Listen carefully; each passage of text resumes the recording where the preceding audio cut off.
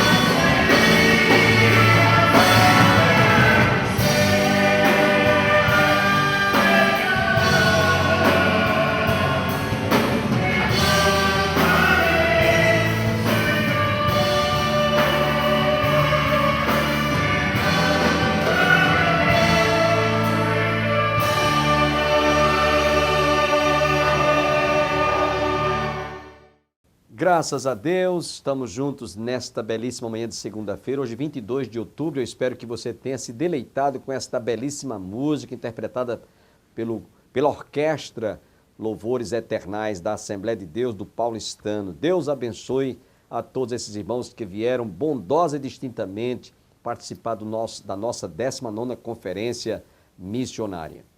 Logo mais estaremos ouvindo dentro de instantes, outra vez, o Dr. Genário Braga Filho. Ele é advogado, missionário da Global Mission. Ele estará trazendo hoje mais uma mensagem que foi transmitida durante a 19ª Conferência Missionária realizada em nossa igreja. Antes, porém, desejamos fazer uma oração e eu convido você, telespectador que está conosco, neste momento nós orarmos pelo nosso país, pela nossa pátria. Sabemos que os momentos que nós estamos vivendo são muito decisivos e difícil até quanto o futuro desta nação. E nós precisamos de orar e clamar. Nós estamos jejuando, estamos orando, estamos clamando pelo nosso país, para que Deus se digne de abençoar esta nação e os nossos governantes possam realmente dirigir essa nação, dando o rumo certo para que nós possamos ver a paz reinar neste país. E eu quero convidá-lo agora para que juntos façamos esta oração.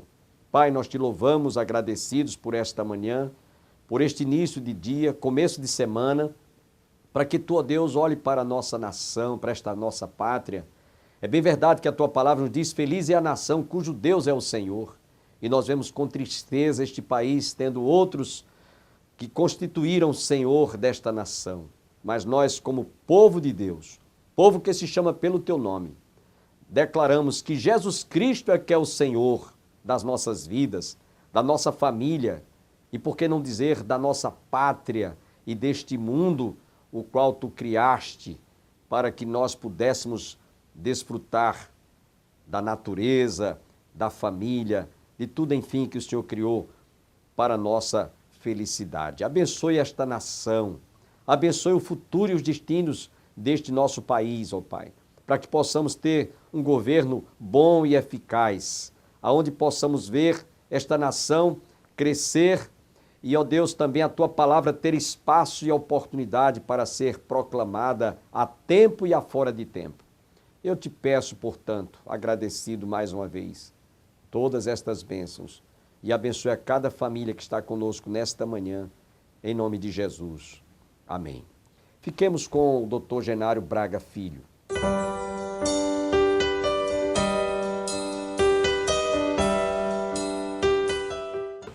Nos quais o Deus desse século, você presta atenção aí, que o Deus está em minúsculo.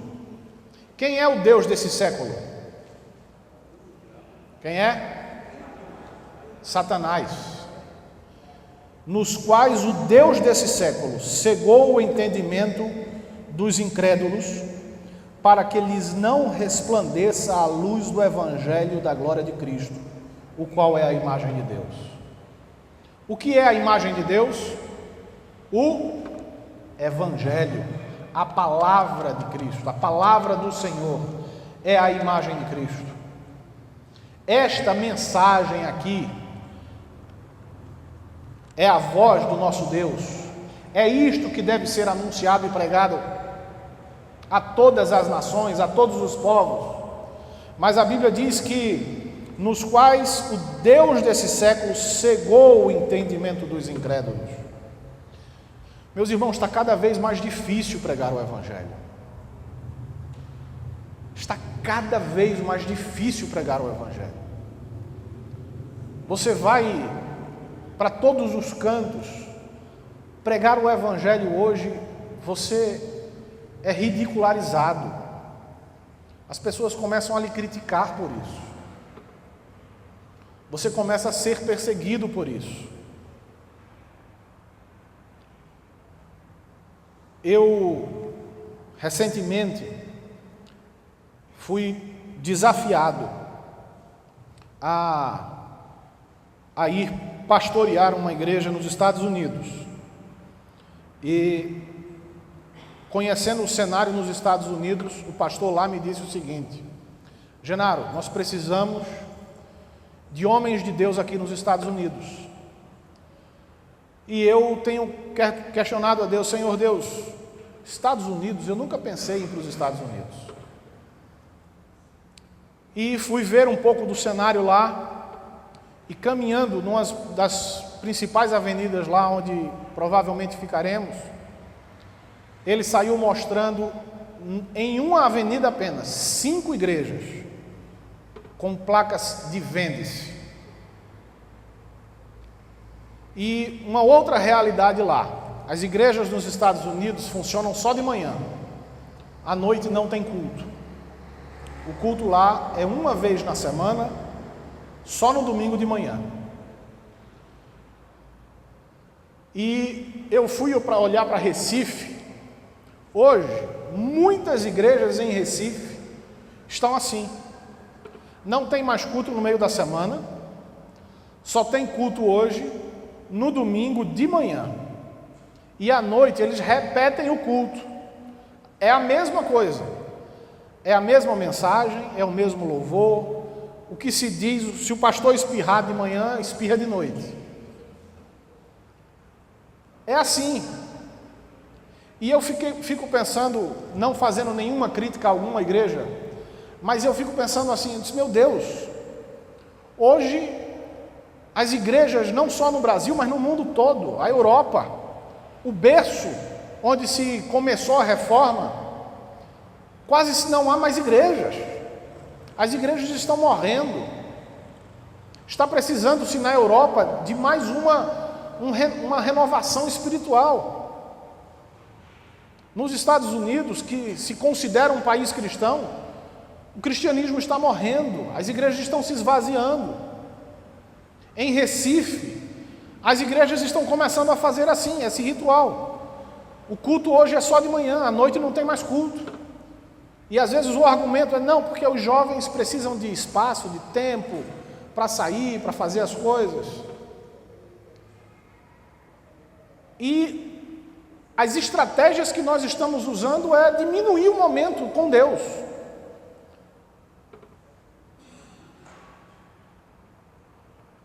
E o que é que nós estamos fazendo de concreto? Nós somos ótimos com a boca, afiadíssimos com a boca, mas somos péssimos de joelho.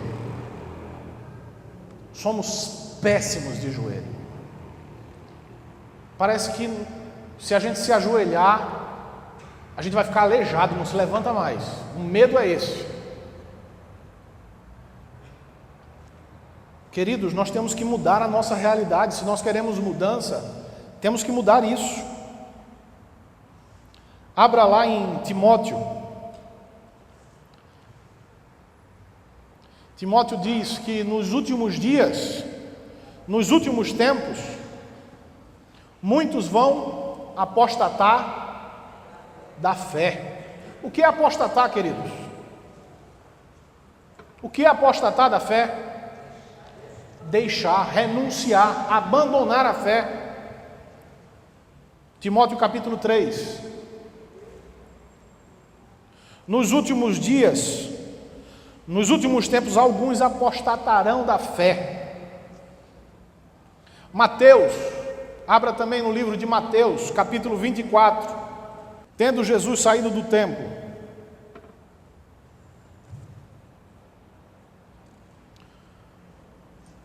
quando se aproximaram dele os seus discípulos, e para mostrar a construção do templo, ele, porém, lhes disse: não vede tudo isso? Em verdade vos digo que não ficará aqui pedra sobre pedra que não seja derribada. No Monte das Oliveiras achava-se Jesus assentado. Quando se aproximaram dele os discípulos em particular, e lhes pediram: dize-nos quando sucederão essas coisas, e que sinal haverá da sua vinda e a consumação do século? E ele lhe respondeu: vede que ninguém vos engane, porque virão muitos em meu nome, dizendo eu sou de Cristo, se enganarão a muitos, e certamente ouvireis falar de guerras, de rumores de guerras. Vede, não vos assusteis, porque é necessário assim acontecer, mas ainda não é o fim. Porquanto se levantará nação contra nação, reino contra reino, e haverá fomes e terremotos em vários lugares. Porém, tudo isto é o princípio das dores. Então sereis atribulados e vos matarão. Serás odiados de todas as nações por causa do meu nome. Neste tempo, muitos hão de se escandalizar, trair e odiar uns aos outros. Levantar-se-ão muitos falsos profetas e enganarão a muitos. E por se multiplicar o quê? A iniquidade, o amor se esfriará de quase todos. Queridos, por se multiplicar a iniquidade, o amor de quase todos esfriará. A Bíblia diz: aquele que pensa estar de pé, cuide para que não caia. Essa palavra é para mim e é para você, querido. Você quer ser um missionário do Senhor? Você quer ser usado por Deus? Você quer ter ousadia para pregar o Evangelho? Você tem que passar a amar as coisas que Deus ama e odiar as coisas que Deus odeia. Você tem que passar a buscar uma vida reta diante do Senhor. Tem uma ilustração que eu gosto muito de usar quando eu falava a jovens, e eu dizia que se eu ouvi de um pastor certa vez, disse que um homem entregou sua vida a Cristo e ele decidiu conhecer a Deus com toda a profundidade que se podia alcançar. E aí ele começou a buscar nos maiores pregadores, onde eu ouvia falar que tinha um pregador renomado, ele ia escutar esse cara. E aí ele saiu viajando o mundo atrás de homens que pudessem mostrar a ele quem era Deus. E ele começou a viajar o mundo buscando isso. Eu quero conhecer a Deus com profundidade, eu quero saber, eu quero conhecer a Deus plenamente. E ele começou a fazer isso, até que ele já tinha ido a muitos, e certa vez chegou num povoado e disseram que tinha um homem sábio naquela região, que ele poderia mostrar quão profundo era Deus.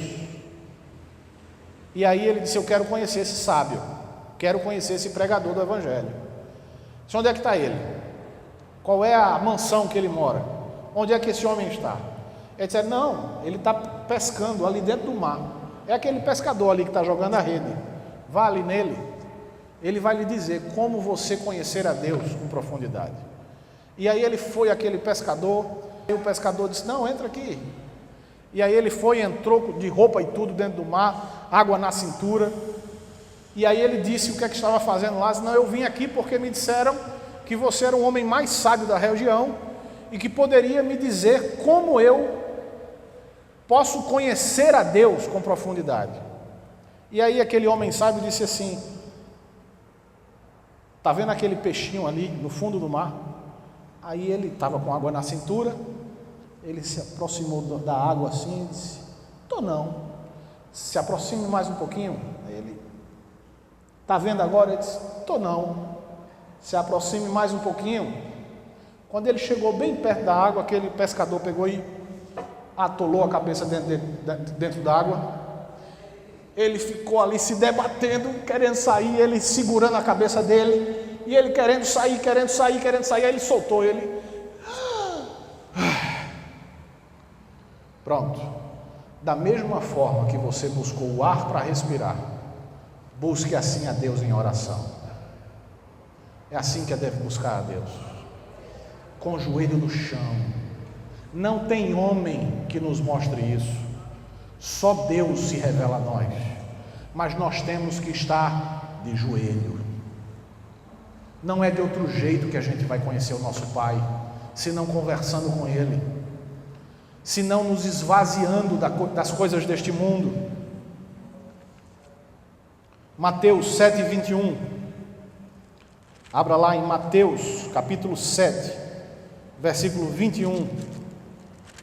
Vou ler. Nem tudo o que diz Senhor, Senhor, entrará no reino dos céus, mas aquele que faz a vontade do meu Pai que está nos céus. Nem todo aquele que me diz Senhor, Senhor, entrará no reino dos céus, mas aquele que faz a vontade do meu Pai que está nos céus.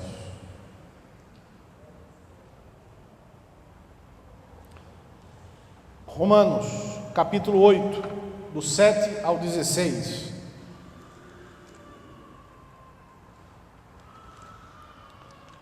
Para a gente finalizar, vamos ler Romanos, capítulo 8.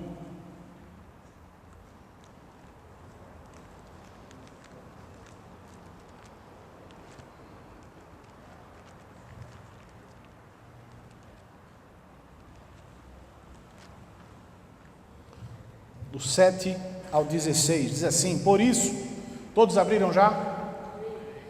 Por isso, no penhor da carne, o penhor da carne é inimizade contra Deus, pois não está sujeito à lei de Deus, nem mesmo pode estar. Portanto, os que estão na carne não podem agradar a Deus.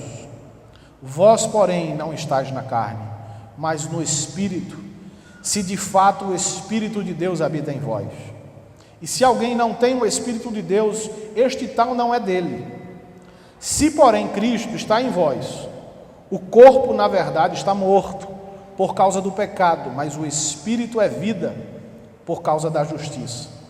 Se habita em vós o Espírito daquele que ressuscitou a Jesus dentre os mortos, esse mesmo que ressuscitou a Cristo Jesus dentre os mortos, vivificará também o vosso corpo mortal por meio do seu Espírito que em vós habita.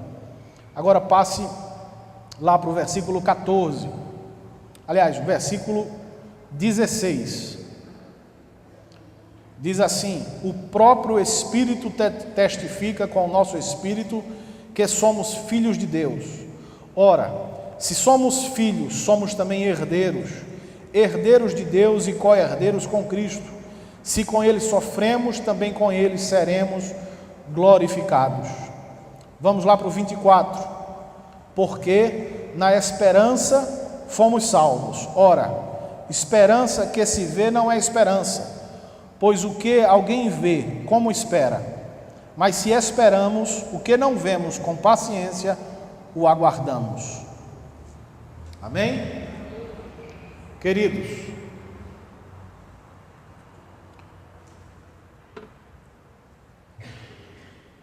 precisamos buscar cada vez mais sermos cheios do Espírito Santo.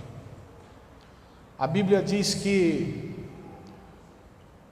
somos dele, que não tem como testificarmos, viver sem pecar, mas a Bíblia nos diz que nos tornamos santos e justificados por meio do Espírito Santo do nosso Deus. Não adianta nós querermos sermos usados por Deus. Muitos, às vezes meu pai tem 13 irmãos, meu pai é o 14º, e muitos das minhas tias já têm 80, 70, 80 anos de idade, e muitas delas dizem assim: eu já fiz o que eu podia fazer, eu já estou agora numa idade onde eu não tenho mais forças para sair e pregar o Evangelho e anunciar o Evangelho, eu não aguento mais. A palavra de Deus diz: enquanto nós tivermos forças, enquanto nós pudermos ter a mocidade ao nosso favor, saiamos para anunciar o Evangelho. Eu tenho certeza que há lugares aqui em Campina Grande que precisam ouvir a voz de Deus. Eu tenho certeza que há lugares aqui em Campina Grande onde o Evangelho precisa chegar e precisa chegar com autoridade. Eu tenho certeza que essa igreja pode fazer muito mais do que ela tem feito. Eu tenho certeza que há irmãos aqui que vêm à igreja e ficam sentados aí no culto, aí no banco confortavelmente, mas que poderiam arregaçar as mangas e fazer mais. A Bíblia diz assim: desperta tu que dormes. A Bíblia nos manda constantemente despertar. O Espírito de Deus constantemente vem e nos inquieta para isso.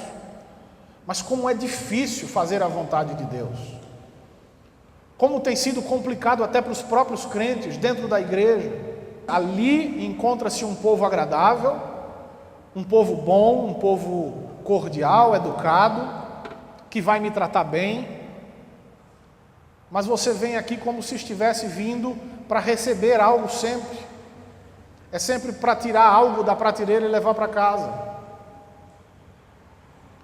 quando está se perdendo completamente o sentido da igreja, do corpo de Cristo, que não é ser agradado, é agradar a Deus. Nós estamos vindo aqui para exaltar ao nosso Pai, através das nossas vidas, através de uma vida dedicada a Cristo. Nós temos nos esquecido disso. Nós queremos ser usados por Deus, queremos que Deus use a nossa igreja, queremos que Deus faça um milagre no nosso meio. Nós temos que nos encher do Espírito, abandonar a carne, passar a viver pelo Espírito, nos deixar ser tomados plenamente pelo Espírito Santo de Deus. E assim nós vamos fazer a vontade do nosso Pai, e assim nós vamos agradar ao nosso Deus, assim nós vamos conseguir ser uma igreja missionária, uma igreja que é ousada em pregar o Evangelho, e assim nós vamos conseguir ser felizes, alcançarmos realmente a felicidade, a plena satisfação, é fazendo a vontade do nosso Deus. Que possamos glorificar a Deus com essa mensagem, que possamos glorificar a Deus com nossas vidas. As dificuldades desse mundo são grandes, cada vez mais você e eu seremos desafiados a viver um Evangelho onde possamos amar as coisas de Deus, nos aproximar cada vez mais dessa palavra, fazendo a vontade do nosso Pai e deixando de amar as coisas que há no mundo. Esse é o nosso desafio, essa é a vontade de Deus. Muitos são chamados, poucos são escolhidos. Que Deus possa chamar a cada um de vocês especificamente para uma missão, e essa missão vai ser sua, só você vai poder fazê-la, e que Deus possa ser glorificado através de sua vida. Que Deus abençoe a igreja. Todos tenham um dia abençoado, que todos fiquem com Deus, e até o nosso próximo programa, se Deus quiser.